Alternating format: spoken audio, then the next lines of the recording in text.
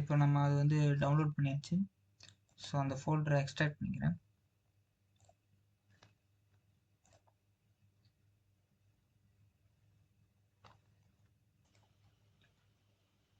இப்போ எக்ஸ்ட்ராக்ட் பண்ண ஃபோல்டர் இங்கே இருக்குது. ஸோ இதில் போயிட்டு எஸ்கியூஎல் டெவலப்பர்னு ஒரு ஃபோல்டர் அதுக்குள்ளே இருக்கும். அதில் போனீங்கன்னா லாஸ்ட்டில் எஸ்கியூஎல் டெவலப்பரோட கிட் சிம்பிள் இருக்கும்.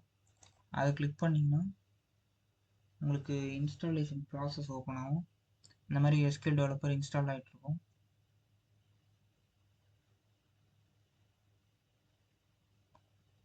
உங்களுக்கு இந்த மாதிரி hide all installation, import preferences from previous SQL developer அப்படின்னு சொல்லி கேட்பாங்க. ஸோ நமக்கு இப்போ தேவையில்லை, நம்ம நியூவாக இன்சர்ட் பண்ணுறோன்றாங்க நோன் கொடுத்துருவோம்.